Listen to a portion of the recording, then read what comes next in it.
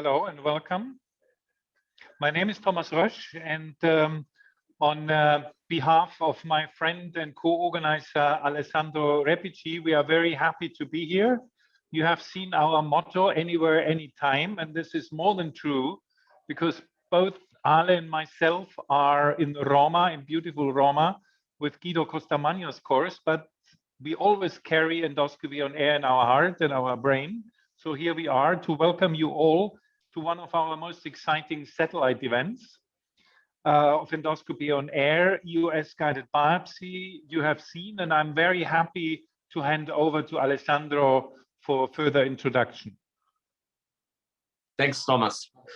Also from myself, very warm welcome to another satellite with endoscopy on air.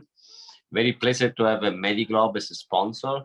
Medi-Globe is very new solutions for US biopsy, and also I'm very grateful to Medi-Globe to have supported from the beginning endoscopy on air also in the space of pulmonology, where Medi-Globe has a lot of innovative devices. So it's a sort of very strong partnership. We both very grateful, and I must say we work very nicely with the Medi-Globe team. So thanks for being so supportive of endoscopy on air. This is Tissue is the Issue. It's a fantastic satellite. There will be some of the superstars of US. I'm not an US expert, but I want to remind to the young generation that Peter Willman was basically one of the father of US and US FNA and biopsy. And also we have other superstars from different countries, including Professor Ito from Japan. So I will be following the entire satellite. I will learn a lot, and I hope everybody will be super happy at the end of the meeting. And now I hand over to you guys. Yeah, thank you. And also a warm welcome from my side. Welcome to the audience and the speakers. Alessandro, you already mentioned two of them. It's a pleasure. It becomes slowly routine, but I'm still quite nervous. We're having a big audience, but it's a huge pleasure to be here and organizing that. And I'm excited to listen the next couple hours to see what we are showing, what our doctors are here showing. Yeah, we started last year the masterclass, as you said, Alessandro, with pulmonology on air.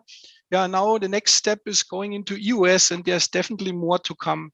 Just to have a quick overview about the Medi-Globe group, yeah, we are manufacturing and distributing worldwide in more than 120 countries our products. There's a huge distribution platform we have, and also our own subsidiaries covering mainly Europe, but also in Brazil and going further to APEC. Yeah, again, it's a pleasure to be here to support endoscopy on air, which I think it's a huge platform and an opportunity to get connected with people.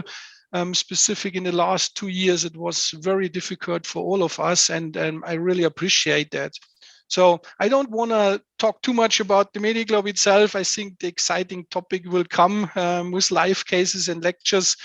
And before I hand over, I just like to remind here, our journey in ultrasound started already in the 90s. And one of the profs we have today here, and I'm very proud, and I know him since a while, is Professor Willman. And over the years, he supported a lot, and myself was a lot on the road with him to see clinics, to do trainings. Yeah, and lately in 2021, we launched our new FNB needles. And I think enough from my side, but Prof. Willman, it's a real pleasure to have you in this event, and you know us and the products very well. So I'm excited to listen and watch to you, and I'm sure you will tell us later about the other speakers here. So thank you very much and enjoy the event.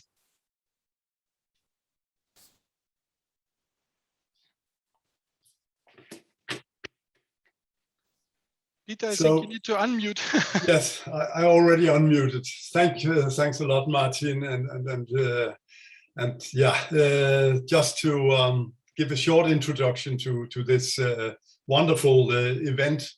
I must say it's really a pleasure for me to be part of this together with my the other speakers. My name, as you know, is Peter Willman. I'm professor at Herlev Hospital, which is a university-based hospital in Copenhagen. And as Martin said, I'm also actually the father of this method, including the first to also be part of the development that was created in the early 90s together with Medi-Globe. Many years actually, before other companies realized the relevance of this method. So it's a great pleasure to be sharing this together with Professor Julio Iglesias Garcia. Julio is an associate professor of medicine at University of Santiago de Compostela, and he's also head of the endoscopic unit at the Department of Gastroenterology in Santiago de Compostela.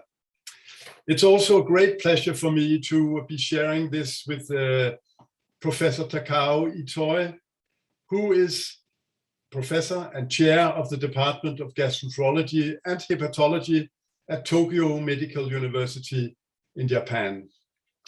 And not least also two excellent pathologists. And this is going to be a really interesting discussion seen from pathologist's view.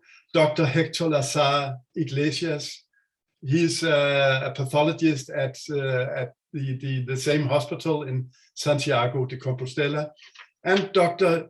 Ihab Abdulkader Nalib, he's also a senior pathologist at the same institute.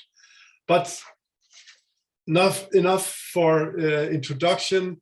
Let me share my screen with you and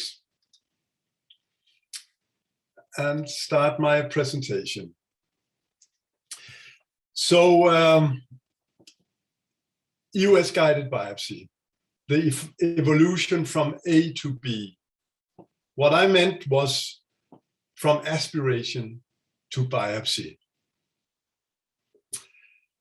Before I will drop into what I want to discuss with you, I would like to ask you to answer these questions. To those of you who are doing US guided biopsy, please vote. How often do you use fine needle aspiration?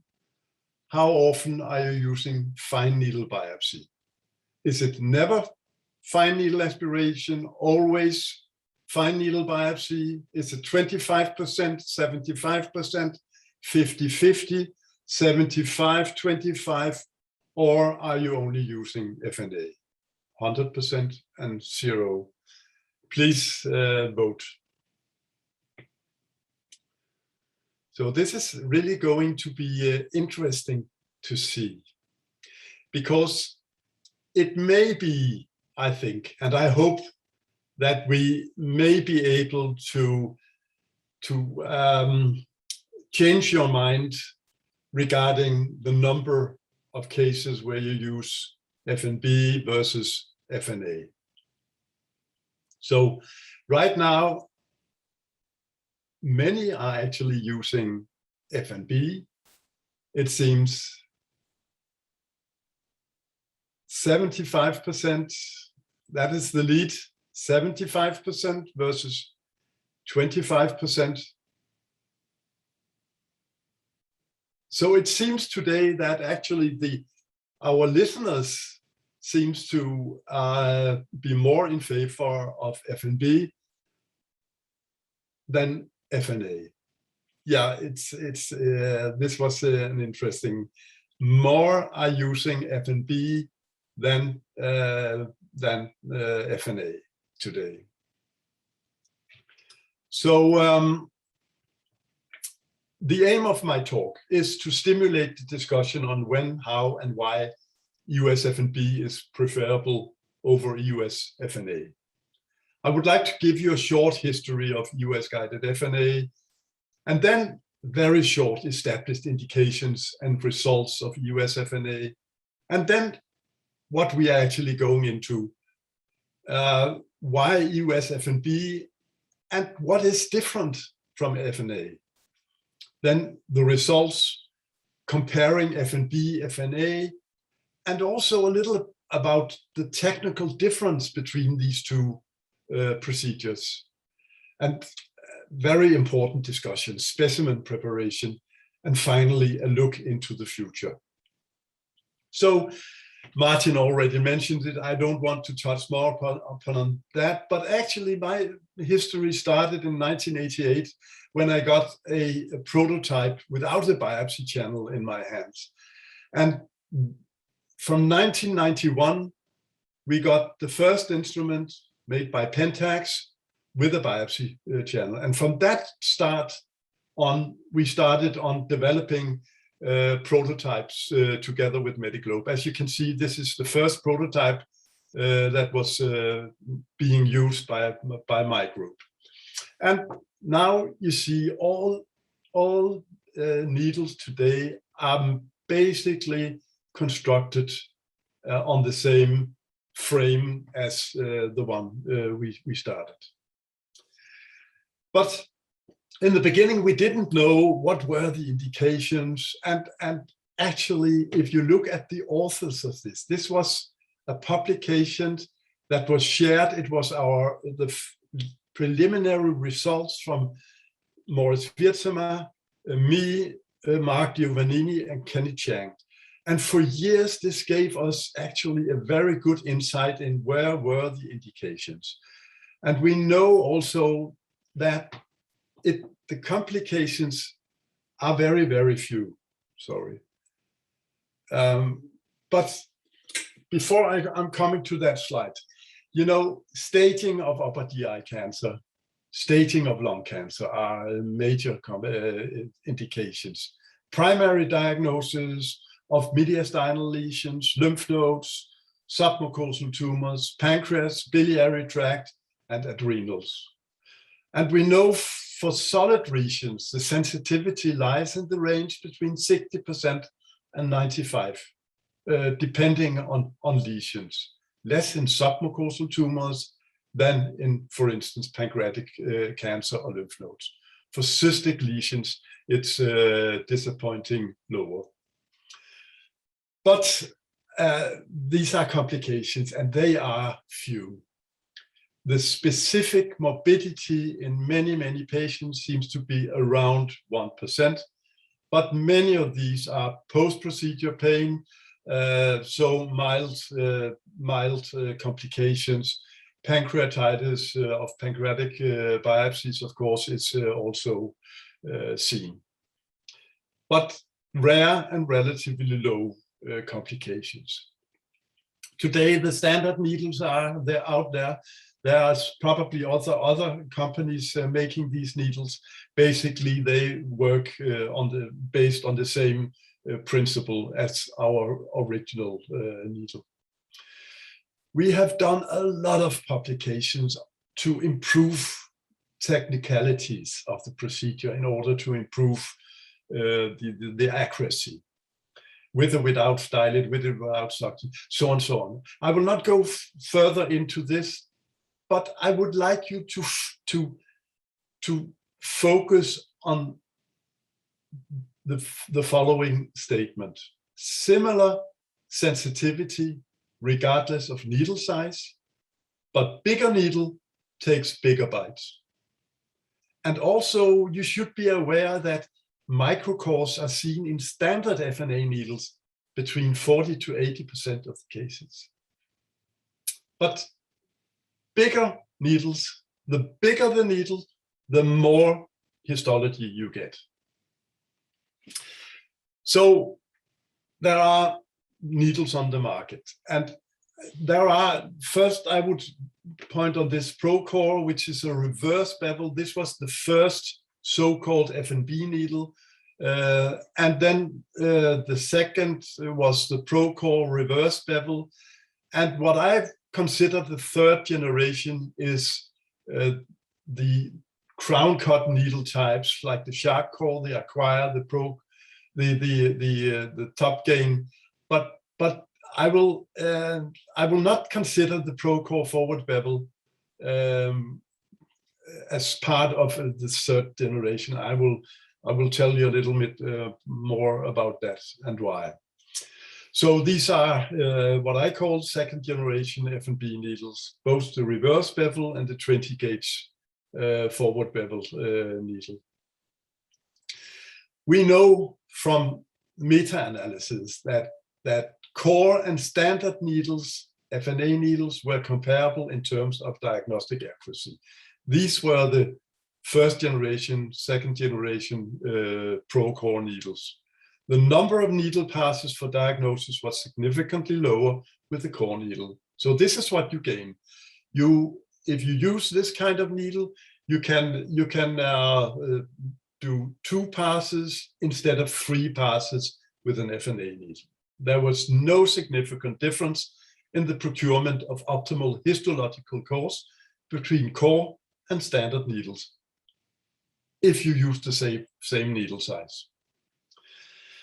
So therefore, this publication, which was a 25 gauge FNA needle versus a very big FNB needle, the reverse bevel needle, not surprisingly concluding that the 20 gauge FNB needle outperformed the 20 gauge FNA needle in terms of histological yield, but the sensitivity was the same.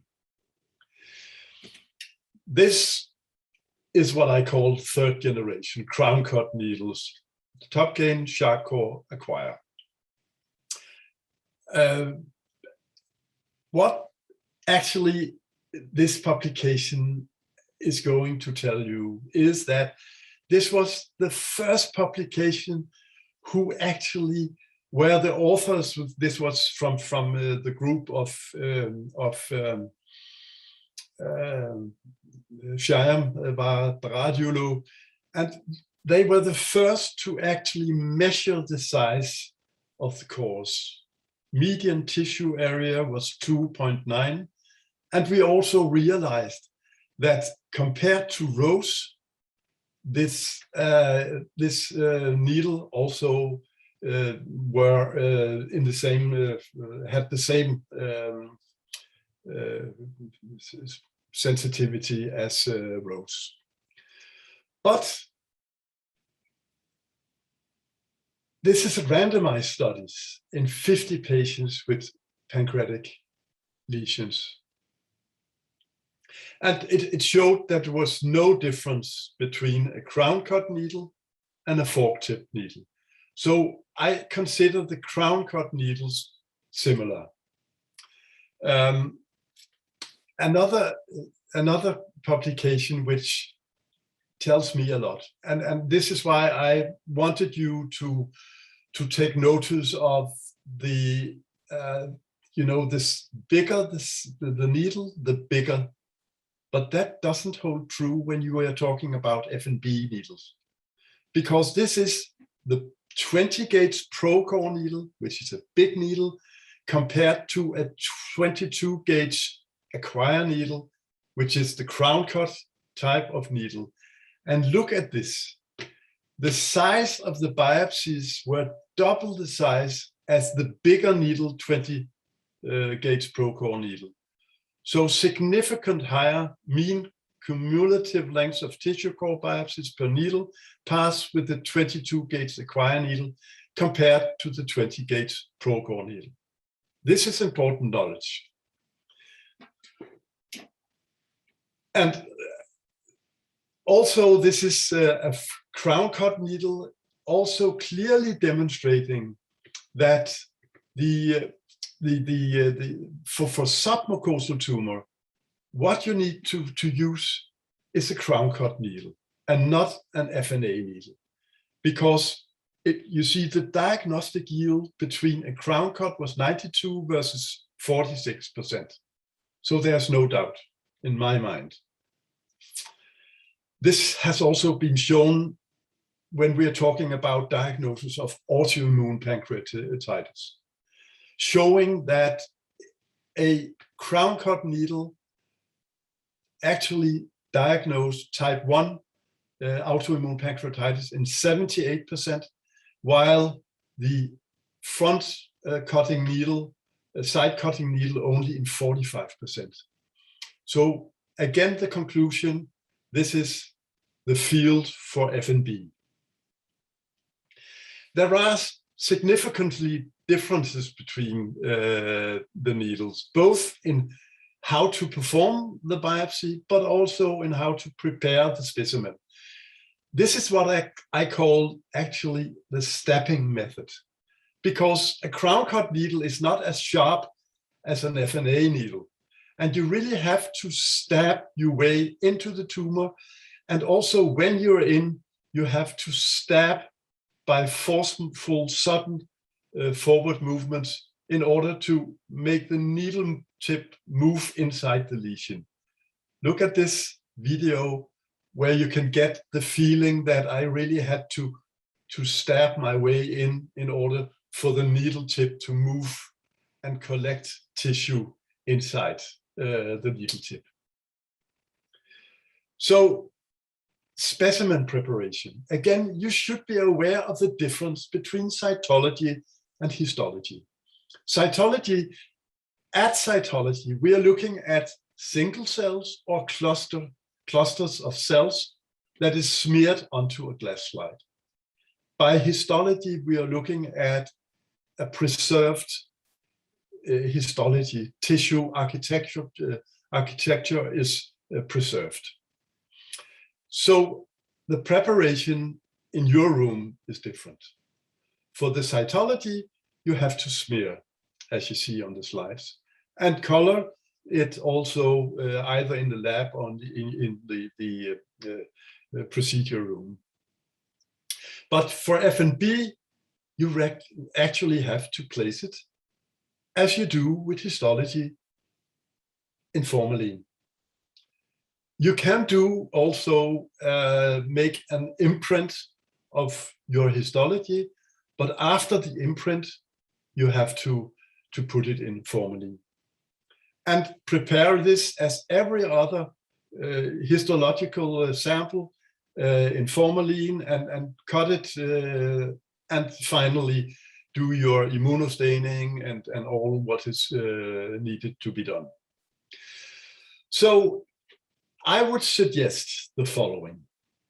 The indications for EUS FNB is whenever you want to differentiate between tumors. This might be, let's say, is this a metastasis from a renal cancer or a primary pancreatic cancer, but also submucosal tumors, no doubt. Lymphomas, we need more tissue for these. New endocrine tumors, we need more tissue. Autoimmune pancreatitis, for sure.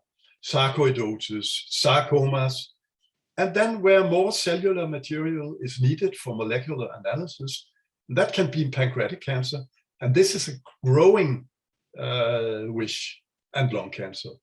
So we are walking into personalized medicine. And whenever you really want good material for immunohistochemical analysis, then this is also the method. But as I said, we are walking into also molecular analysis, into genomics, transcriptomics, and proteomics.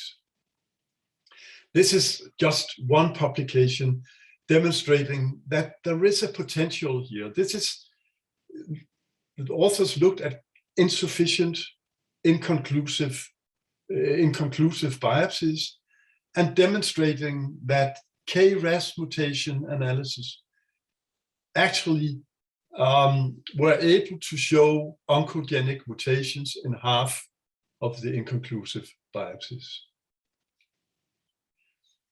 This is also a clear demonstrating, this is a randomized study between a 22-gauge FNB needle and a 22-gauge FNA needle, clearly demonstrating that the FNB needle provides more histological core tissue an adequate nucleic acid yield compared to FNA. So whenever we need molecular analysis, this is for FNB. We are presently also growing, and I know others are also heading in this direction, but we are growing organoids in order to chemotype these organoids to be prepared to better treat these poor pancreatic cancer patients. We have to do something about that. So coming to my conclusions, US-guided fine needle aspiration has undergone more than 30 years of evaluation. A wide range of established indications of US FNA exist, including staging as well as primary diagnosis of a variety of lesions. Bigger sized needles give more material for cytology or histology, but diagnostic yield is similar between different size of needles, at least when it comes to FNA.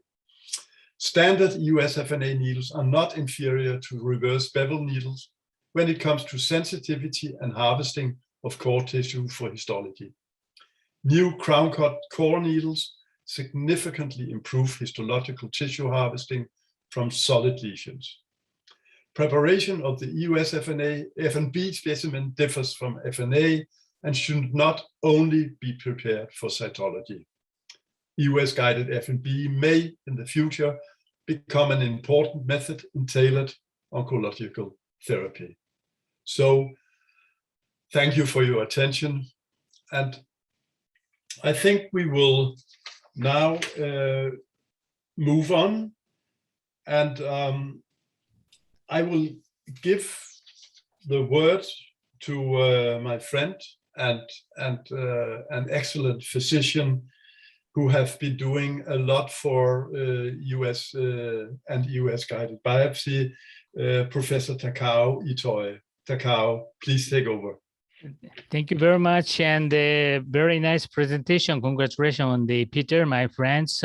Hello, everyone. I'm Takao Itoi in Tokyo Medical University, and today I'd like to show some cases diagnosed by US FNB in the pancreatic region.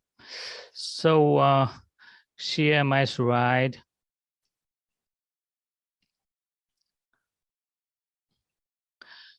So before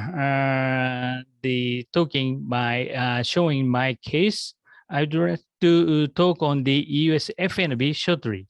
So as you know, US guided fine needle aspiration biopsy in the pancreatic region was reported by Professor Peter Biermann in 1992. Notably, he described not aspiration cytology, but aspiration biopsy here. So although the figure was cytology at that time.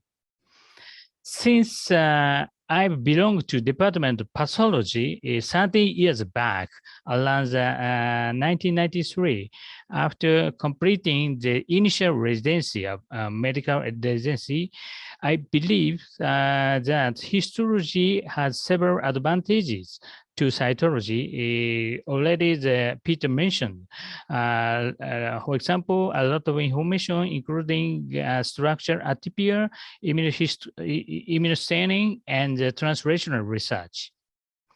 So since 2002, when I've studied US FNA, our FNA meant current FNB, apart from type of needle, in which sample was placed directly into the whole marine, and we satisfied our outcome of FNA.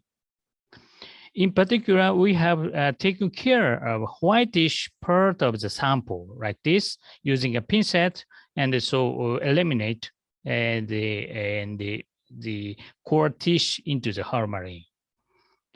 So in particular, and fortunately, the Japanese endoscopist, one Japanese endoscopist, Dr. Uwashita, has scientifically proven its importance with Mohs method, as you can see. Also, we've reported the usefulness of immunostaining using FNA sample for a long time, like this. So nowadays, third generation FNB needle make it possible to obtain real core tissue sample or to expand the possibility. Actually, our recent study showed FNB needle with FNB with Francis needle could obtain large enough sufficient core tissue. So also latest multi-center RCT study between standard needle and Francis needle from Japan revealed the Francis needle is superior to standard needle with respect to diagnostic accuracy purpose, particularly in patients who require immunostaining and the number of passes when using modes. Another multi-center RCT study also reveals FNB alone is non-inferior to US FNA plus loads, and it's associated with fewer needle passes, shorter procedure time, and excellent histological yield at a comparative cost. Next, I'd like to show some FNB cases. So let's talk with Peter. CAT scan showed atrophy of a pancreatic tear parenchymal. So how do you diagnose? By the CAT scan. So we did perform the US. So US shows slightly the lobulated and hyperechoic line and the tear of pancreas. So you can see a small mass. What do you diagnose this? And using Peter. Yeah, but for sure I would use an FNB needle for that. Yeah. Yes. And so what's your diagnosis? Yeah, to me it could be either a primary adenocarcinoma or a neuroendocrine tumor. Thank you. So you can see very nicely core tissue. And so the final diagnosis of FNB pancreatic ductal cancer. So you can see a rejected specimen. So it showed invasive ductal cancer. So, but a very small lesion in the pancreas. So next case 2. Also the transabdominal ultrasound showed small region of the body of pancreas. So I also did US and the ESFNA. So how about this region, Peter? Again, in my practice today, we would use FNB. Yes, and what is the diagnosis? Pancreatic cancer? Yeah, pancreatic cancer or a neuroendocrine tumor. Mm-hmm. And therefore, I would choose an FNB needle. I mean, if this was a patient with multiple metastases and you wanted to make sure that this is from a primary cancer, things like that, and it's only a matter of demonstrating that this is cancer or not, then you could use an FNA needle. Yeah, Yes, I use a FNB needle. Yeah. And so you can see specimen show the small round shaped cell aggregation with hyperchromatin. So special immunostaining shows the chromogranin and the synaptophysin was positive with lower Ki67 index, positive index. That's why, so final diagnosis is net G1. Yeah, I fully agree. Agree? Oh, you were right. You're right. So next case, I'd like to show the case using the FNB needle top gain. Very nice needle, as already mentioned. So CAT scan, case 3. CAT scan shows a low density area, small area in the body of pancreas And the diffusion wired image showed the decrease of the signal at the same portion. And we did US and the US FNA. What, Peter? How about use FNB without question? Yes. Without question, yes. Yeah. And what the diagnosis? It looks like a primary adenocarcinoma. Primary adenocarcinoma. Yeah. Yes. Irregular merging and so hypoechoic region. Yeah.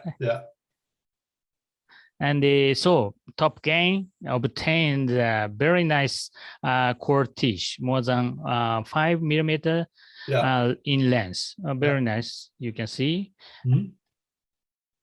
And so you're right. So the final diagnosis. We don't need needles. You and I only have to look at the US. Yes, thank you. And so not only the epsilon, but also the interstitial area could be obtained like this. Very nice. So next case, patient had obstructive jaundice with CA99 elevation. So cholangiography showed the distal bile duct stricture here, and the CAT scan shows the mass in the head of pancreas here. So I performed USF FNB. So also you use FNB needle, right? Yes. For sure. And what's your diagnosis?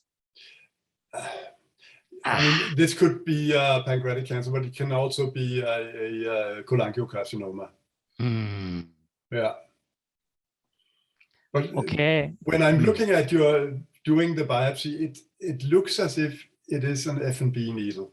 Yes. Because as you can see how much you moved the tumor in order to penetrate. Okay, so sorry for small information. And finally, we can get enough tissue. So as you can see, the specimen showed the striform, fibrosis, and the chronic inflammatory cell infiltration, like this. And the IgG4 immunostain was positive. Yeah, of course, that could. Furthermore, obliterative phlebitis by EVG staining was positive. So finally, autoimmune pancreatitis was diagnosed. Yeah. I should have thought about that as well, and it's of course that is why biopsy is so important, and not only imaging. Okay. So time is limited. I think last case, case 5. You can see CAT scan shows low density area around the body of pancreas here, and embedded or suspected embedded invasion and the celiac or splenic artery. So we perform we use FNB using at that time 25 gauge needle because we targeted hypoechoic mass along the celiac or splenic artery, sometimes are dangerous. In order to avoid the intervening blood vessel, we did it using a Doppler mode. And here, surrounding area of the artery. Fortunately, it's very nicely imaging, longitudinal imaging was safe. So how about the Peter? Yeah. You use a 22 or even 19 gauge needle? No, I will use a 22 gauge. Oh, 2 to 22. Oh, you're Yeah. brave. So I'm afraid of the unnecessary, unexpected adverse event, or like a bleeding, or because very close to the vessel artery. That's why. So I hesitate 22 gauge needle at that time, 25 gauge needle or Okay. FNB needle, and finally, so we can get the tissue here. The specimen showed the invasive adenocarcinoma in sparse in interstitial tissue, Mhm. maybe mainly the invasive area. Okay, final diagnosis of pancreatic duct carcinoma, mainly the growth type of main growth type out of pancreas type. Hmm. Okay, so time is limited. One more. Yes, I think it's. I think you have one more. Yes. Okay, one more. The last case, case 6, CAT scan showed here you can see a small low density area, hypovascular area in the head of pancreas.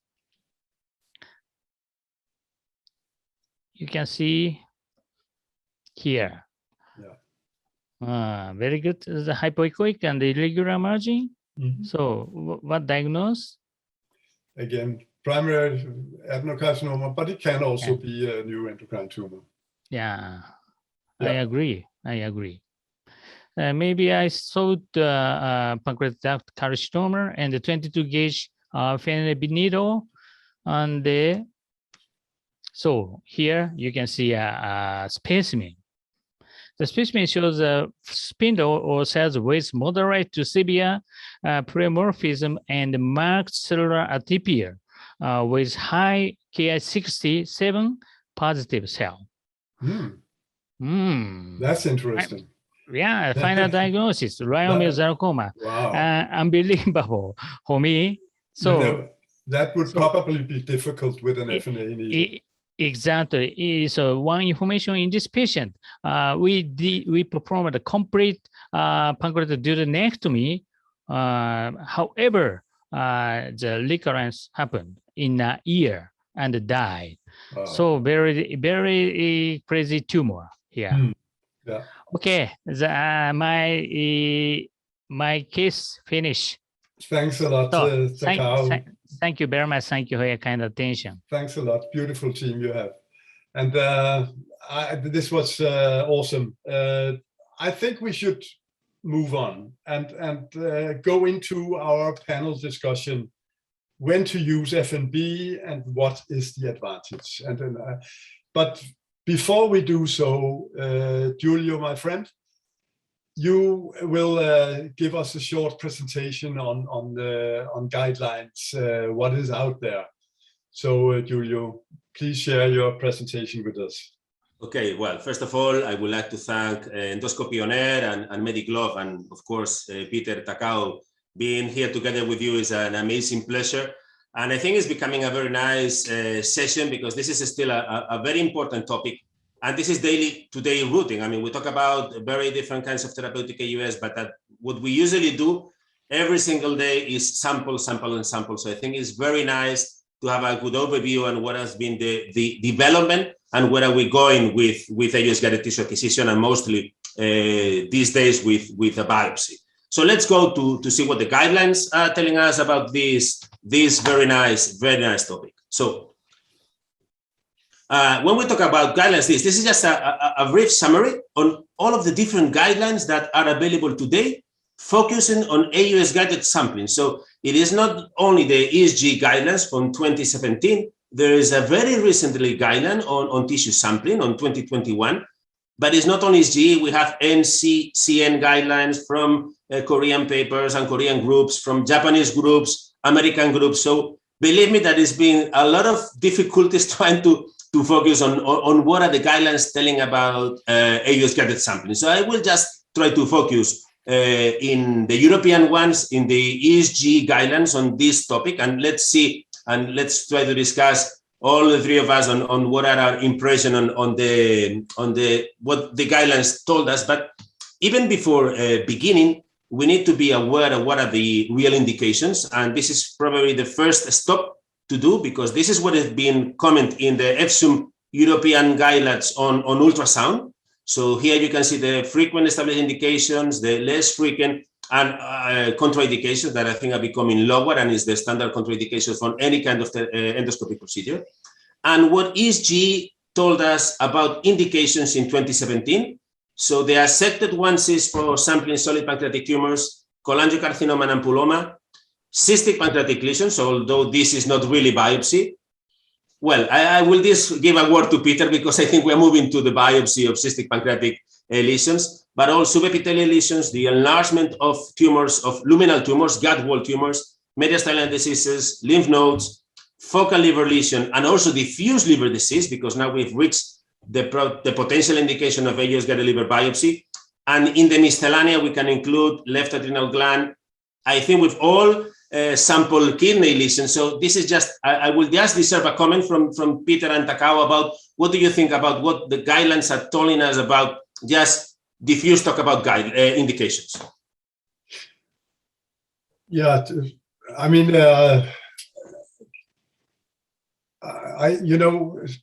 something are clear indications and other things are, let's say, moving in that direction. I fully agree with the indications that is written here. I'm not sure still with focal liver lesions and diffuse liver disease that the discussion has been 100% settled between transcutaneous and US guided. But otherwise, I mean, with US, we are so close to regions that is actually only reached if you open the patients. So there are, of course, clear indications and well-founded indications for US-guided biopsy. So for me, the clinical guideline of US FNB as well as the US FNA is very important. And I think expanding indication is very welcome for using this procedure. However, a lot of guideline sometimes confusing from the beginner to senior and echoendoscopist. So we should make a good guideline for the in particular beginner. Yeah. If I can just shortly comment on another topic, I think is important, because guidelines that is made yesterday may already be too old. And the guidelines in 2017, I think, is probably already getting too old. Yeah. And that we also should think of, because we get more and more evidence that drives also guidelines in another direction.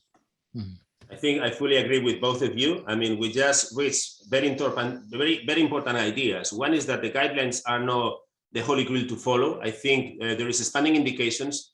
And of course, there's another very important topic addressed by Professor Itoy. It is not the same an expert AUS endosonographer than a beginner. So probably if you have expertise, you can reach further stations, further lesions that probably it is not the best for the beginners. And at the end, guidelines is just opening the door for what is very well established. And Peter is very correct. Well, this is 2017. This is 5 years ago. 5 years ago is like in another area. So let me try to go ahead to keep the discussion, but I think it started very interestingly. So next thing is about what the accuracy we need to expect. And I know that Takao and I know that Peter have reached this concept, but believe me that what the data today in 2022, I think we should move in a sensitivity more close to 90% than 70%, although guidelines initially comment that a 70% could be acceptable. Honestly, I think we need to move to 90%, and going below those levels, we need to look what we are doing because we need to improve. And in terms of specificity, I think we all agree this should be around 90 to 95%. So this is what the guidelines told us about what are the expected accuracy when you start to, and this is one of the topics that you need to look when you try to analyze if you're doing a good job in your unit or not. So this is just a brief summary on accuracy, but there is something very important at this slide that I took from your presentation, Peter. Sorry for it, but this is crucial because it is one of the big changes guiding and drafting the guidelines is that we move from FNA to FNB. And of course, it's completely different indications when you have an FNA needle than when you have an FNB needle, because it is completely different information when you move to cytology, when you move to real histology. So this is, again, very important. And the guidelines in 2017 from the SGE were mostly focused on FNA needles, and just include a brief comment on Procore and even shorter comment on the new Francine type needles like the Top Gain, like the Charcot or the Acquire. So this is also for me another very important point. But now with this background, what do we know from the guidelines? So this is what was commented by the guideline in 2017, when to use FNB and what is the advantage. From the technical point of view, the guidelines state that for routine AUS-guided sampling of solid masses and lymph nodes, what is recommended is to use 25 or 22 FNA or FNB, equally recommended. So please, Peter, I need a comment from you on these 2017 guidelines, please, because I think we need to switch this guideline, in my belief. Yes, I fully agree. We need to, work on new guidelines that is more up to date. Because, of course, an FNB needle is preferred over an FNA needle.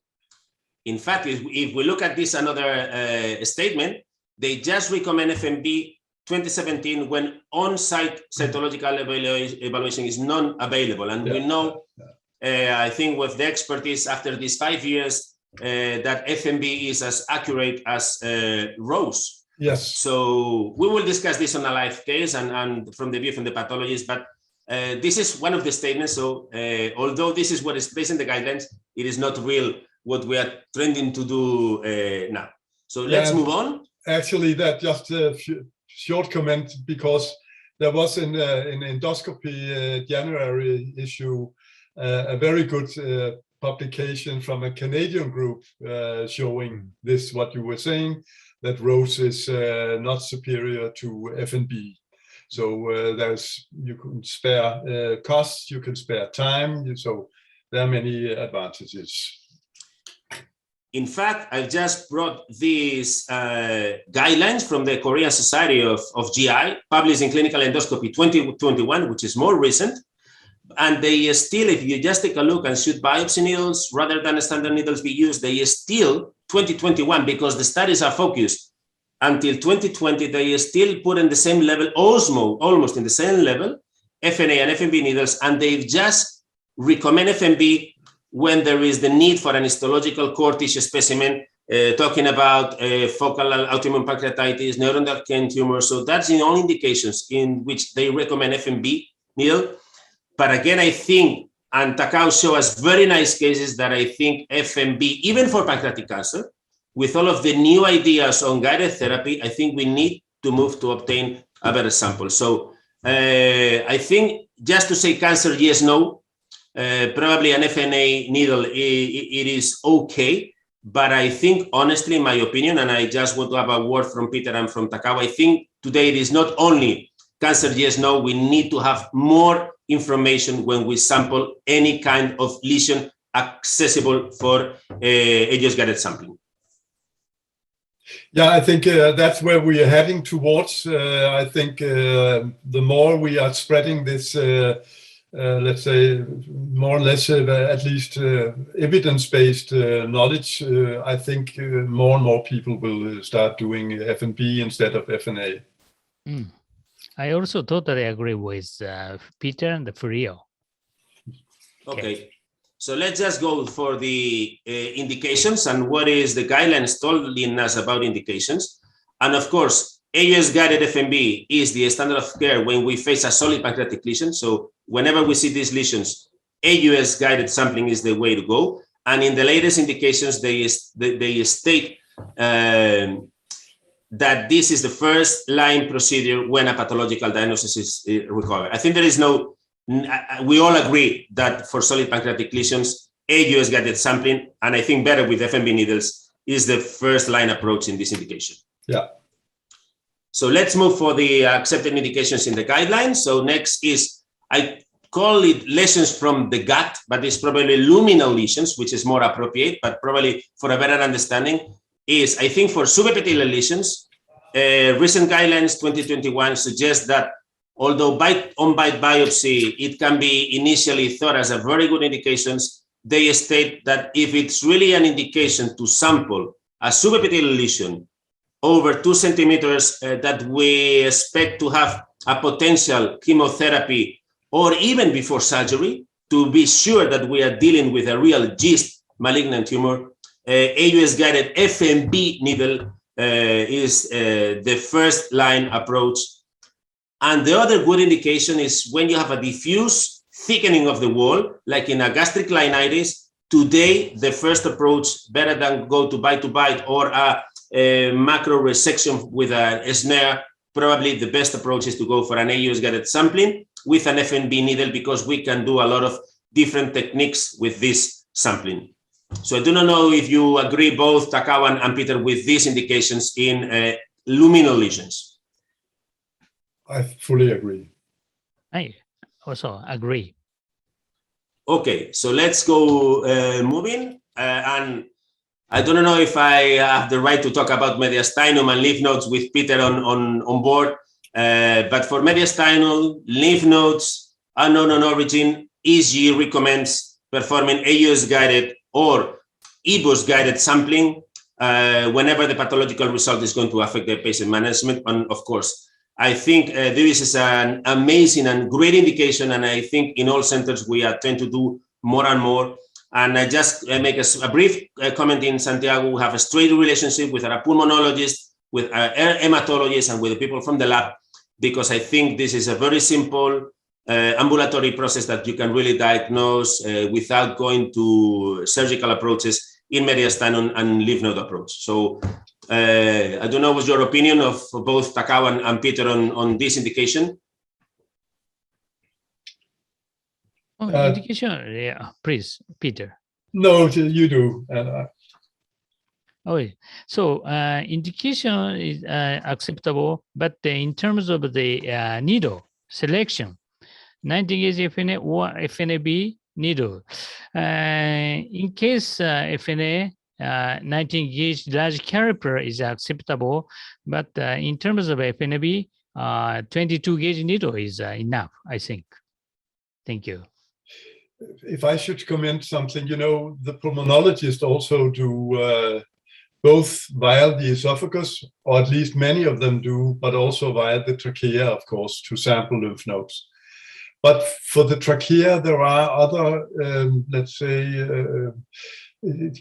physical properties that could be a challenge. And very often you have to penetrate a cartilage ring in order to get outside the trachea. And this is, of course, problematic when you have crown cut needle types. But I think there are ongoing studies in pulmonology, and we have to look at the results from these studies.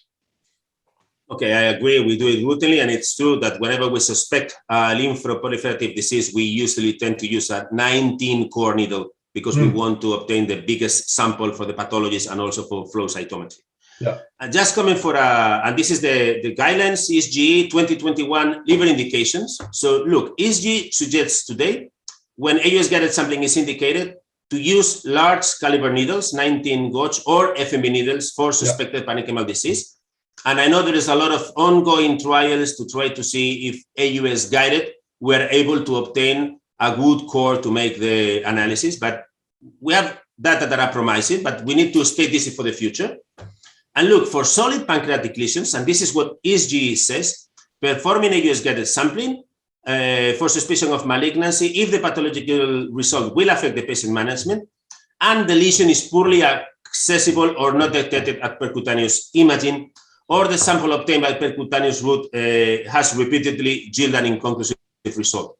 So I think this has opened the field of a new potential indication of AUS-guided sampling when for instance, I just give you an example. When we're staging a lung cancer, we see a small lesion in the liver. I think we routinely use the AUS-guided sampling. We don't stop and go for percutaneously. We do it in ambulatory environment. We just go ahead and do the biopsy from the solid liver lesion. And we also usually do it when we are doing a pancreatic mass with liver mets. So I think this is the recommendations. And it is an easy and very accurate approach to reach solid liver lesions AUS-guided. Just a short comment on the ESGE recommendation that 19-gauge FNA or FNB needles should be used for so and so. I think for the new guidelines to be written, this should be stated as crown cut needles and not in general FNB needles. I agree with you, Peter, 100%. I think the good sample is, we are doing it. We are conducting a trial comparing percutaneous with FNB, and we're using the crown needles, the 19 crown needles. And I think, honestly, there is not really the field for a even 19 cytological needle if we have available the crown needles. Mm-hmm. Okay, so just to keep going, because so at the end, this is the summary of the guidelines that I took it from you, Peter, just to be focused that we are aligned with the same ideas. So I'm not going to take time because at the end, this is what you have already commented in your presentation, just to tell that I fully agree with your approach, absolutely. And so the main advantages from the technique, just coming to the very much end, obtaining better quality samples with a smaller number of passes is one of the advantages of FNB needles.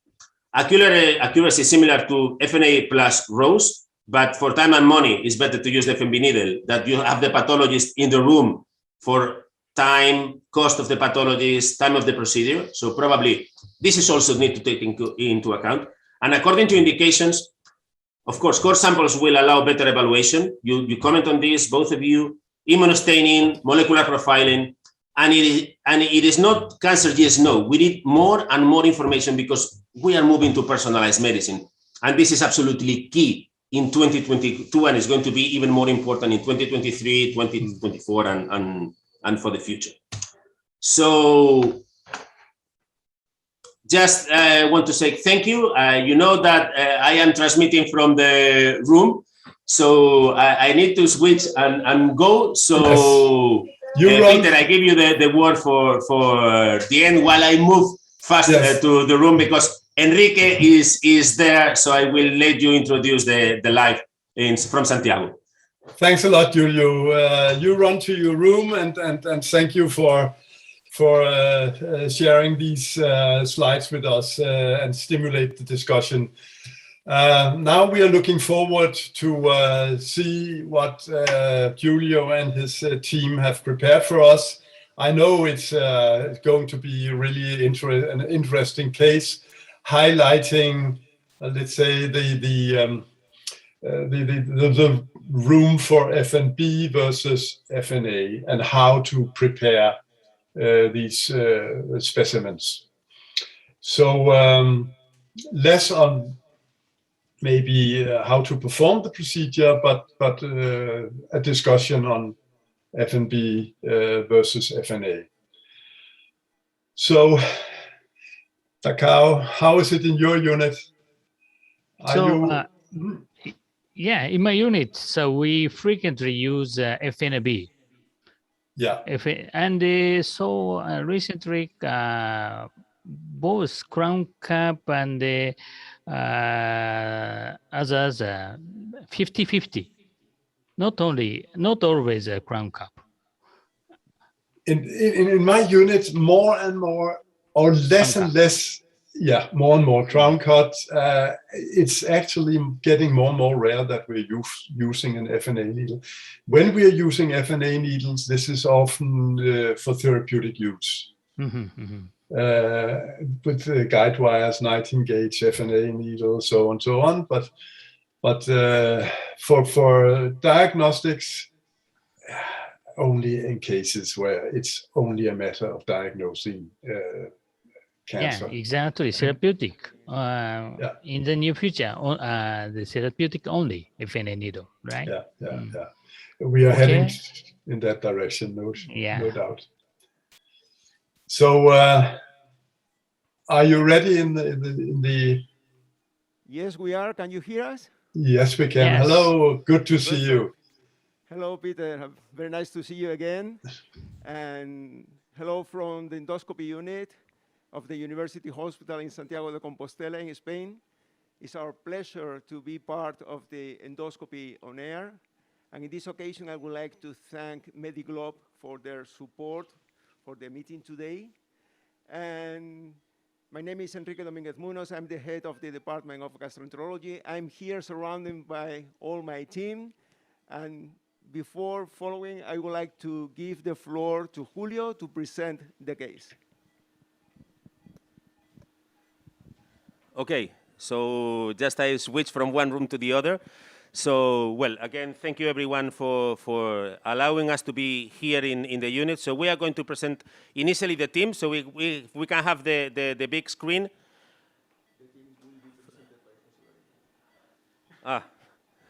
Okay, so we will go for the case. So this is the live case that we are going to perform today.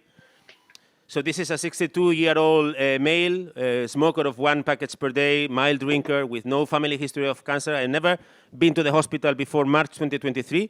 He was admitted to the cardiology department because a cardiac insufficiency as a debut, first time ever to be in the hospital. He was diagnosed of an atrial fibrillation with a Chat-Basque of 2. A cardiopathy with a decreased function of the left ventricle was detected, although it was an improvement while the stage in the cardiology department.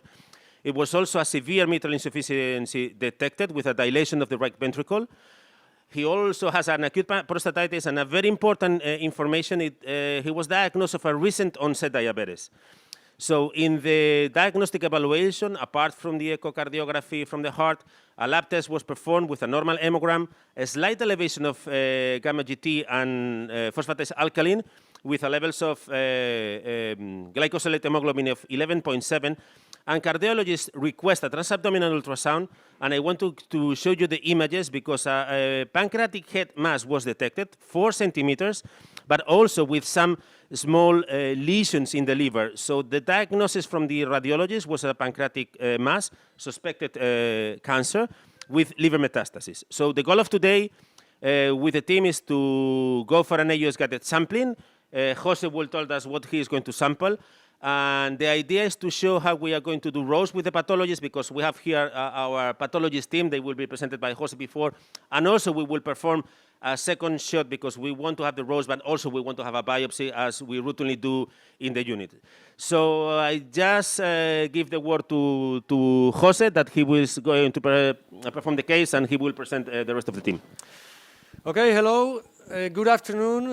I would like, first of all, to say hello all the people who are attending this live demonstration of Medi-Globe, and of course to introduce the people who are working with us in the room, all the people. We have the nurses, Sandra and Alba. Of course, we have the anesthesiologists, Alejandra, our team of pathologists that are the best of the world. We have an Hector, of course, my colleague Daniel, my chief, Enrique and Julio, my chiefs, and also some trainees that we have from different parts of the world, from Madrid and from Verona, from Italy, Valentina and Guillermo. Okay, so now just going to the point, as Julio told us, we are dealing with a suspicion of a pancreatic cancer, and not unresectable pancreatic cancer, because we know that this patient have, according to the abdominal percutaneous ultrasound, some kind of liver metastasis, or it seems that we are dealing with liver metastasis. So the idea of this procedure is doing an FNA or an FNB to confirm that we are dealing with a pancreatic adenocarcinoma. The idea of this is to try to get material, enough material, in order to provide the patient with the possibility or the opportunity to receive some kind of chemotherapeutic treatment. In this case, as you are going to see now with ascites, with liver mets, and with a huge mass in the head of the pancreas of 4 centimeters, it seems that the chemotherapy is going to be as a palliative treatment, not as an adjuvant treatment. So we don't have a lot of time, so we are going to the point. We are going to see the screen, to see the pancreatic cancer that we have here. You can see the screen, a huge mass of more than 4 centimeters with a lymph node that is beside this huge mass. So it seems very easy to do, in this case, an FNA or an FNB.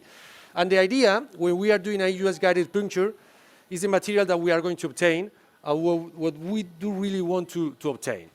So first of all, we want to confirm the diagnosis. To confirm the diagnosis of a pancreatic adenocarcinoma is not very difficult. So with a single cytological evaluation, it's possible to confirm the diagnosis. In those cases, we are very sure that we are dealing with a pancreatic adenocarcinoma. So that's the first point. We are going to confirm the diagnosis of a pancreatic cancer by using a cytological, normal, standard, traditional needle that we used in the past. And we are going to use, in this case, a Sonotip Pro Control needle. And then, if we need more material, we were going to use another types of needle, our histological needle. As we have the presence of an on-site pathologist, perhaps to use a cytological standard needle is my first recommendation in this case. Julio, want to say something? Yes, we're going to use, as Jose commented, the 25. So it's a big advantage to have here Ihab and Hector. I would like them to be here with me. So this is the pathology team. They are the most important guys of AUS-guided sampling because everything depends on them. We just try to give them whatever we can, and with very scant samples, sometimes we ask for a lot of information. So I'm going to, Danny, who is with me, is going to give Jose the 25 gauge. So the idea today is to show how we manage with the pathologists in the day routine, how we manage the sample for smearing for an on-site. And the next is because we want to obtain a bigger sample for optimizing diagnosis, for immunostaining, and for potential molecular analysis. So Jose will start doing a 25 gauge for on-site because we use, as a recommendation from the pathologist, for on-site, we prefer the smallest needle to know if the patient has a tumor, yes, no. And then in a second pass, we will try to obtain a higher quality sample. And for that reason, we are going to do a pass with an FNB. In this case, we will use the Top Gain 22 gauge needle, which is the standard that we use for FNB. So, Jose, go ahead with the explanation of the. Okay, first of all, I would like to remind that the 25 gauge needle is the thinnest one. So we have a thick needle that is the 19 gauge, and we have a thin needle that is the 25. So with the 25, when we are in a very angulated position, it's a very good needle because we can do it easier than by using a 19 or a 22. So now we are going for obtaining the sample, we are going to use a complete suction. We use normal suction with a syringe in order to take the material. And just in the case that we obtain a bloody material, then we avoid the suction. Now I would like you to see in the screen how we can detect, you can see here, the tip of the needle. Okay, this is the tip of the needle. So we are now going to do a quick shot in order to go inside the lesion. So we have here, you can see how the tip of the needle is.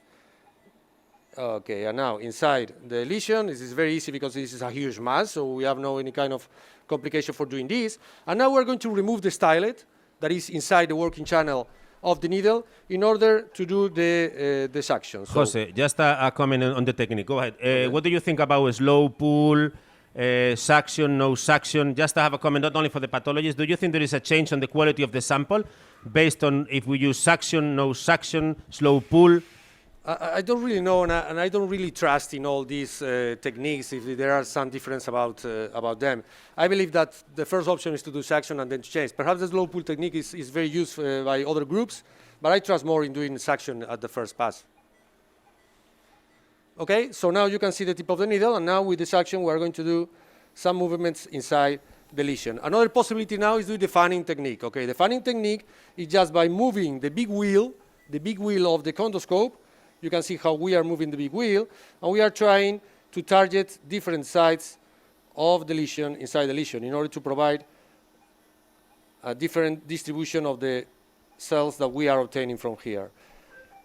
Okay, so now we can do many movements by moving the big wheel.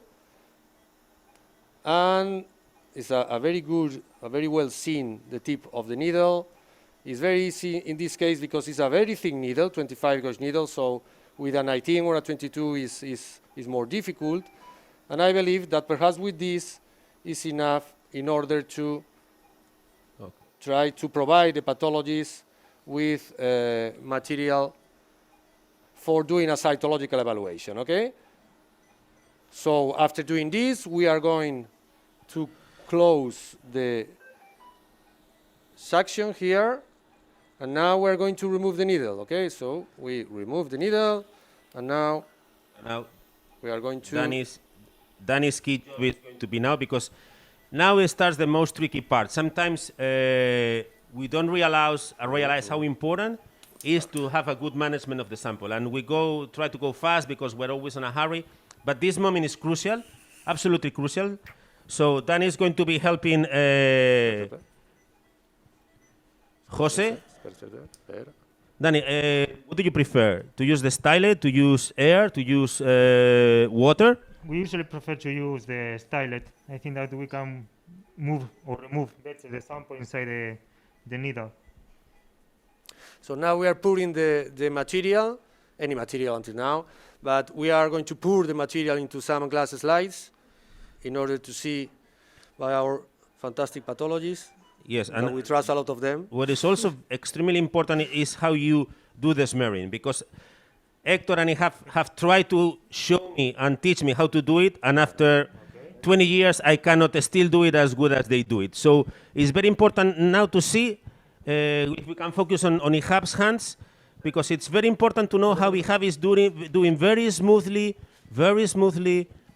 how he is spreading and he is doing the smearing. This is absolutely key, because if you do it too strong, you can destroy the cells and you can make a lot of artifacts in the sample.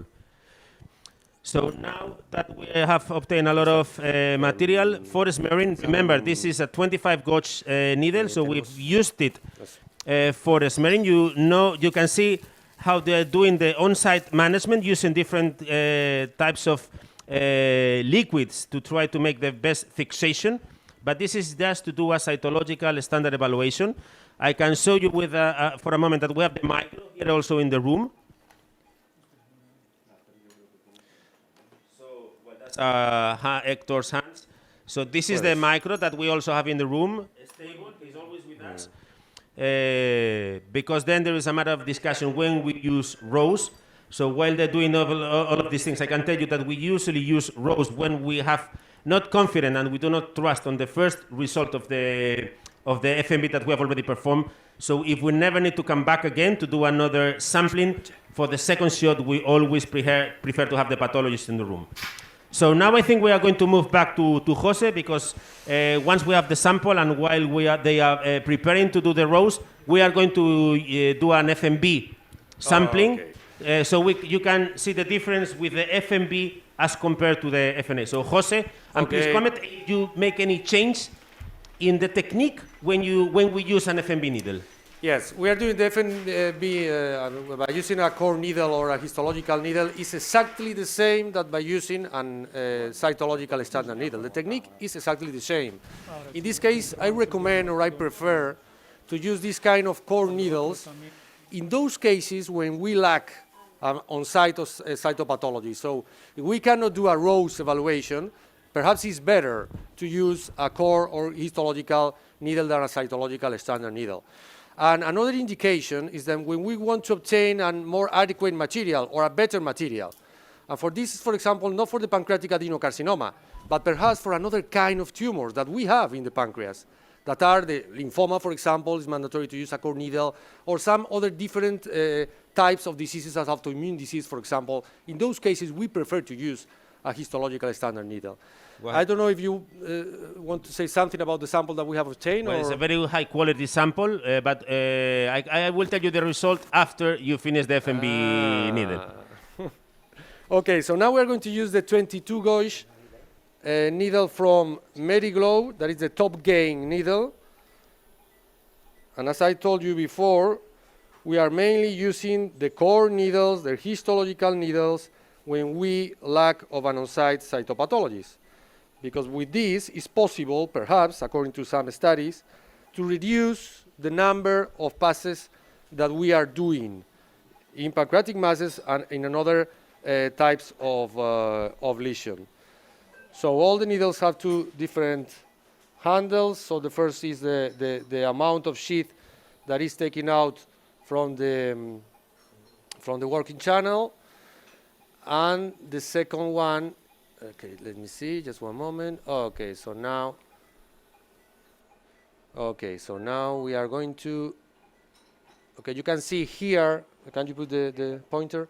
You can see here the tip of the sheath of the needle. This is not the needle, this is the sheath of the needle, okay? So that is going to protect the working channel, to not to damage inside the working channel.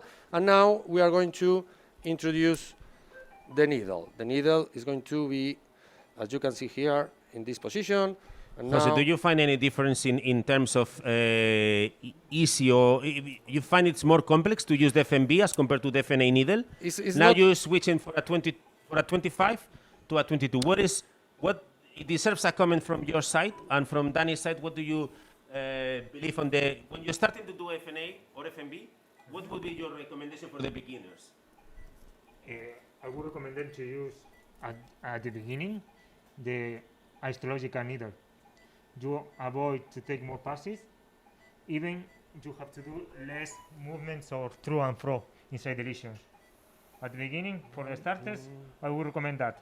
And if you have to do a second pass, I would recommend them to use the cytological needle with a rose, just to avoid to do a third or a fourth pass. Okay, thank you. So Yes. Jose, what do you? I believe this is not a matter of FNA, FNB. The technique is exactly the same, and with the same diameter, it's exactly the same level of difficulty. So the problem here is that now we are puncturing with a 22-gauge needle. That is a thicker needle than the 25. But even in this situation, it's very easy to perforate inside this lesion, because this lesion is not a very difficult one. So in these cases of a huge mass, we have a very high diagnostic yield when we are doing a FNA or an FNB. Peter was commenting in the panel discussion that he absolutely moves and also took out to FNB. So I think we've also moved, and we've just commented, we've done the 25 cytological one because we just wanted to show what is ROSE, how we do ROSE, and how the sample needs to be managed when you want to do a smearing. But what we are going to show you now, once Jose finishes, how we usually do it every day, because after working together we have decided to move to FNB because the quality of the sample is very good. We have a very nice accuracy because we check every month the results of the sampling that we do, and we decided to move to FNB because if you want to make a comment, you have a rector on the quality. Do you think it's better the quality that we give you with FNB as compared to FNA? Yes, of course.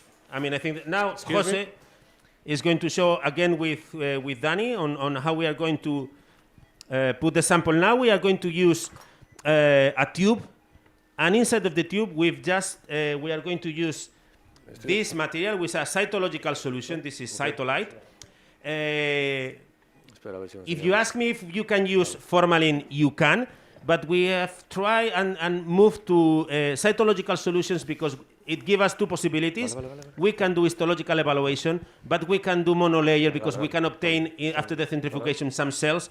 So the advantage of cytological solutions is that you can do both evaluations. You can have sample for cytology and sample for histology. It's only one trick, and the main trick is that you need a specific device for rapid centrifugation. So you need to check with your pathologist is they have the facilities to be able to do this management of the sample. So do you want to show to the camera the sample obtained with the 20? If we just can focus on the image of the camera now. Okay. So probably if we turn upside down, okay. Now I think you can see the large core that we have obtained, completely different. Is a larger, it's really a tissue core, not like when we've done the previous case with the smearing with a very scant sample. However, Hector is going to show us the smearing, so the samples that we obtained for the first puncture with the 25. You see, completely different. One is core, and this is some cells.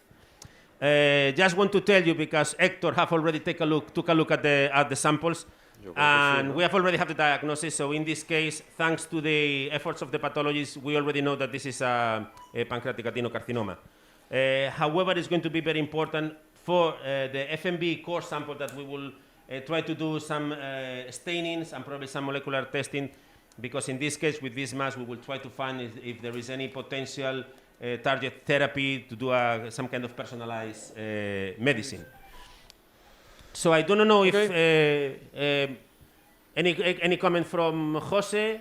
No, it was a good case and a very neat case, and I believe that about the complication of the technique are very low, so we are discharging the patient after 1 or 2 hours after the procedure, and in the majority of the cases we lack of complication by doing both FNA, neither FNA or FNB. The rate of complication are the same, so it's a very safe technique.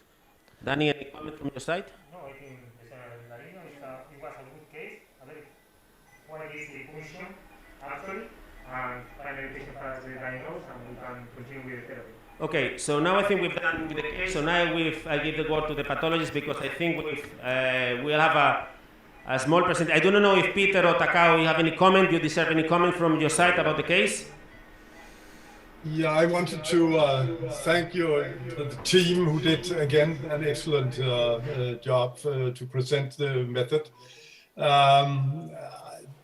Jose, I may not fully agree with you regarding the method is precisely the same, because, you know, in FNA is much easier to get the needle in, and you can actually control. You don't need to stab with an FNA needle. You can slowly go in, and for beginners of the method, I think it's better to do this controls instead of the stabbing method that is needed for the FNB needle. But wonderful job, thanks. Okay, so if you agree, Peter, we are going to move to Hector's presentation, because we want to have the pathologist's view, because we are all endosonographers. Takao is performing a lot of procedures. Peter, you're doing a lot of procedures. We are doing a lot of procedures, but we are endosonographers. And I think it's mandatory to know what are the thoughts and what are the vision of the pathologist. So I've just asked Hector to have his overview. So Hector, please come to the camera. We will have the presentation, and he's going to explain briefly a summary on the pathologist's view on the AUS-guided sampling. So thank you, Hector and Ihab, for being part of this event. It's a big pleasure. We know we have close friends. You will see in the slides. So please, Hector, go ahead.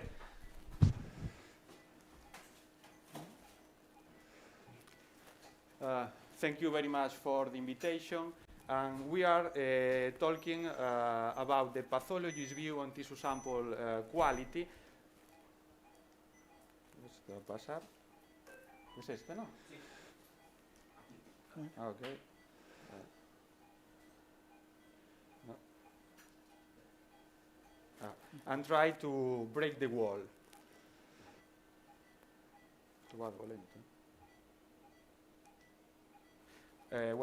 The most important cytological preparations in endoscopic ultrasound are deep quick smear, that is the classic cytology, and cell block that is more similar to a histology. Deep quick smear is a commercial Romanowski stain variant used to fast staining, and is the choice method for rapid on-site evaluation, that is ROSE. We prefer the use of fine needles, like fine needle aspiration 25, to avoid bleeding, and tissue cores, because tissue cores are not useful in ROSE, so it's better deposit them in a fixative solution for cell block preparation. ROSE is in general recommended because help adjusting the biopsy target, ensures a sufficient sample reducing false negatives, allows control of the sample by the pathologist, and ultimately improves the diagnostic adequacy. But not every institution can provide ROSE, and operators with a high non-ROSE adequacy rate had less benefit from ROSE. So we think that in this situation, ROSE can be reserved for especially difficult cases. Sorry.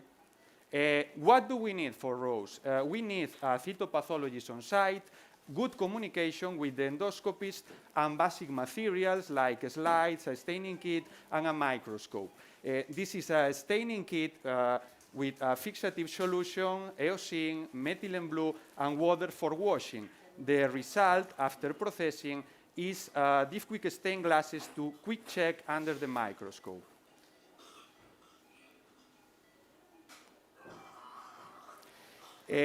On the left, we can see a picture of a pancreatic ductal adenocarcinoma from a deep quick smear, and on the right, the classic honeycomb pattern of this tumor. The second important cytological preparation in endoscopic ultrasound is cell block that resembling a histology. It's like a histology. Consists in the retrieval of small tissue fragments processed to form a paraffin block. We prefer the use of thicker needles, like 5-needle biopsy 22, to obtain tissue cores. The more, the better. It's indispensable for the pathologist because increased cellular yield improves diagnostic accuracy and allows the pathologist to perform ancillary tests like immunohistochemistry or mutational analysis. Remember that immunohistochemistry is necessary for diagnosis of non-adenocarcinoma neoplasms, is the case of neuroendocrine tumor, solid pseudopapillary tumor, or lymphoma, and mutational analysis is demanded in unresecable pancreatic cancer. What do we need for cell block? Only a echoendoscopist and a specimen container with a fixative solution. This is a specimen container with a fixative solution and the sample that after processing we obtain a paraffin block that provides multiple tissue sections for hematocilin and eosine, immunohistochemistry, and mutational analysis. In the corner, you can see several types of tissue cores that are small fragments or small cylinders that can be processed like a histology. On the left, we have a histological picture of tissue cores, and on the right, pancreatic adenocarcinoma from cell block with hematocilin and eosine stain. This is a picture of a non-adenocarcinoma neoplasm from cell block that, thanks to immunohistochemistry for neuroendocrine markers, we can diagnose as a neuroendocrine tumor. It's important to talk about the Papanicolaou Society of Cytopathology guidelines. That is a classification that proposes a standardized terminology and nomenclature system that provides intra and interdepartmental guidance for diagnosis and which correlates with biological behavior and management recommendations for pancreatobiliary lesions. There are 6 categories. One is non-diagnostic, is the case of gastrointestinal contamination. 2 is negative for malignancy, like acute or chronic pancreatitis. 3 is atypical. 4 is neoplastic, is the case of gastrointestinal stromal tumor or pancreatic neuroendocrine tumor. 5 is suspicious for malignancy. And 6 is positive or malignant, the case of the common pancreatic ductal adenocarcinoma. And finally, only 3 take-home messages that are: 1, communication between pathologists and endoscopists is indispensable. 2, ROSE is recommended, but operators with a high non-ROSE adequacy rate had less benefit from ROSE. And 3, a good cell block is a safeguard because it allows pathologists to make a complete diagnosis and perform ancillary tests with prognosis and treatment purposes. Thank you very much. Thank you. Thanks a lot for this excellent presentation also. May I ask you one question, just because I don't know. You are putting your specimens in cytolite. When it is received in your lab, the core that is in it, apart from making an imprint, are you putting that in formalin before you put it in? Yes.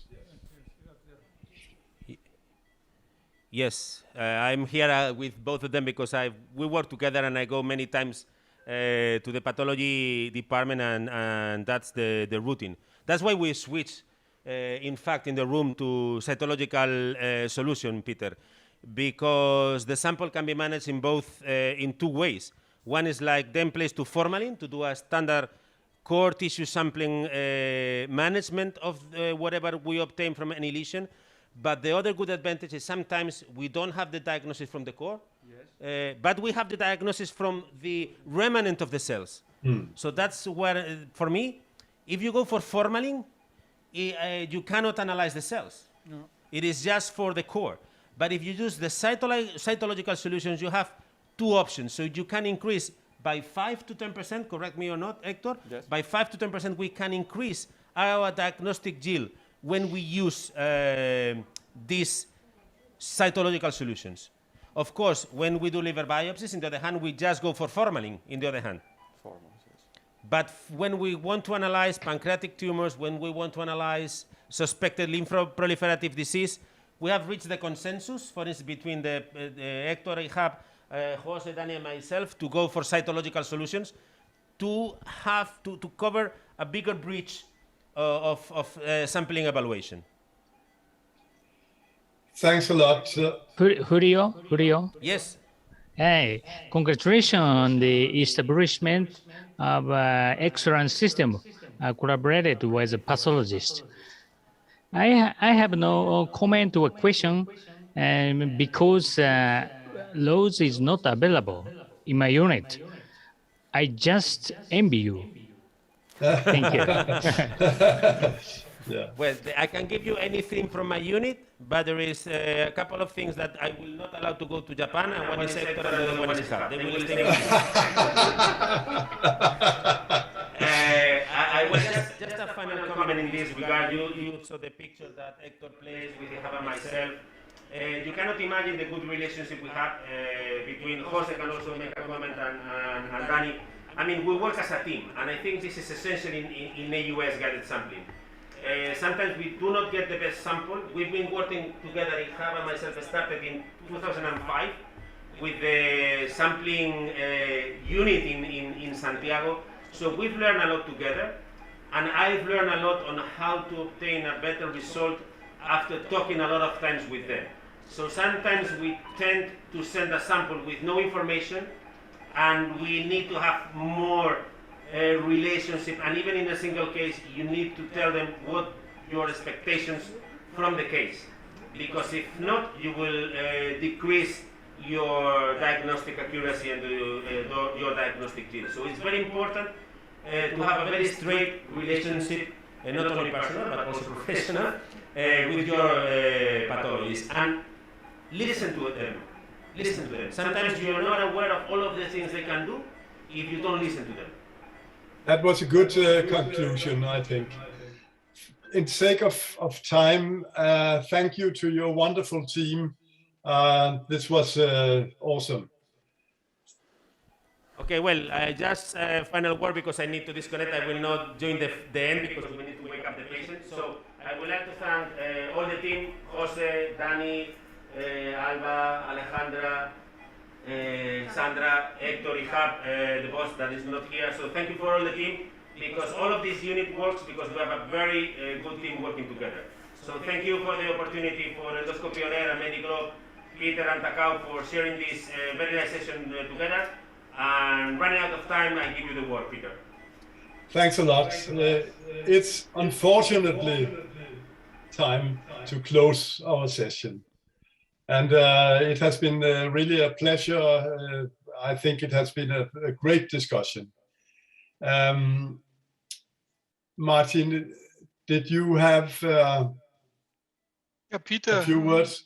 Thank you. First of all, thanks to the audience and the participants. It's always great to see how many people are listening to you. And of course, thanks to Takao, to you and Julio. It was great and interesting every time, again, learning and learning. And yeah, I'm looking forward to have more of those events. And thanks, Peter, for hosting that. And again, Endoscopy on Air to have these platforms. Thanks a lot. So we are a little over time. I had a few slides with votings. Is there time to do so, or what do they? Yes, okay, we'll have it. So let's vote as a final event.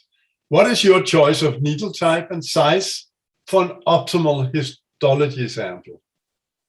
Is that a 19-gauge FNA needle performs better than a 25 or 22-gauge FNA needle? All needles perform similar regardless of size. All FNB needles perform similar if size is equal. The crown cut 22-gauge FNB needle performs significantly better than a side beveled 20-gauge needle. A side beveled 20-gauge needle performs better than a crown cut 22-gauge FNB needles. Please, could you vote? Let's see.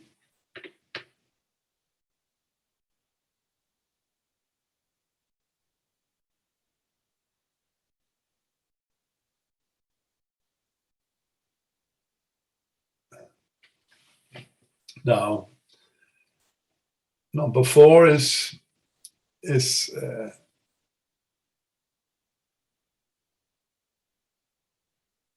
heading right now. And there are some who are in favor of 19-gauge FNA needles perform better than a 25-gauge or 22-gauge FNA needle.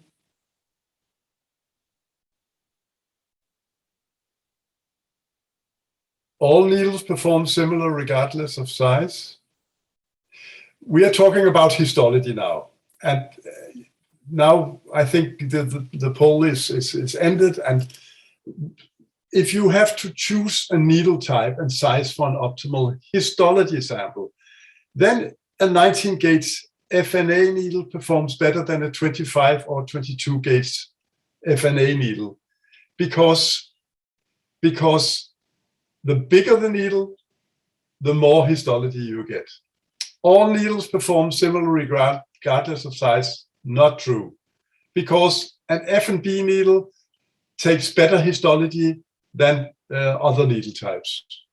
All FNB needles perform similar if size is equal. That is not true. A side beveled needle doesn't perform as good as a crown cut needle. The crown cut 22-gauge FNB needle performs significantly better than a side beveled 20-gauge needle. And that is true, according to a randomized study. So these are some of the take-home messages. And next slide, let's vote once again. I have to get rid of this. Pathology preparation of specimen is the same regardless of the needle type used, FNA, FNB needle. Preparation is not the same, but sensitivity is much higher for FNB needles. Preparation is the same, and it is good to use FNB for cytology. Preparation is not the same. You cannot perform cytology with FNB. If the pathologist wants to use smear cytology, this is possible in addition to a histology preparation in formalin. So let's vote and see how much of our take-home messages have been understood.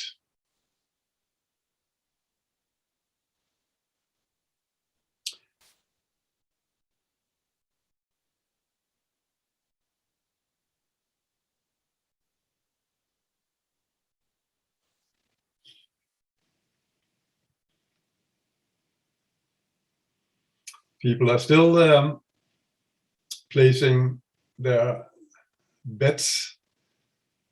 And right now, what is heading is preparation is not the same, but sensitivity is much higher for FNB. That's what people think.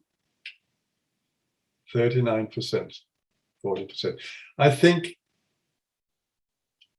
yes, this is finally voted. So preparation is not the same, but sensitivity is much higher for FNB. And that is not true because, I mean, preparation is not the same. That is true, but there's similar sensitivity according to the studies that we have. So sensitivity-wise, whether you use an FNA or an FNB needle will be the same, but histology is much better with an FNB needle. The next preparation is the same, and it is good to use FNB for cytology. Of course, not true. You need to, you don't use FNB or the histological core as a cytology specimen. That makes no sense. You have to prepare it as histology. Preparation is not the same. You cannot perform cytology with FNB. True preparation is not the same. You can perform cytology, but as an imprint, but the core should be prepared as histology. If the pathologists want to use smear cytology, this is possible in addition to a histology preparation formally. Absolutely true. You can use both, but the core should not be smeared. And I think that is actually our final results and my conclusion remarks, because this was exactly the take-home messages that we wanted to place. Thanks a lot for your attention.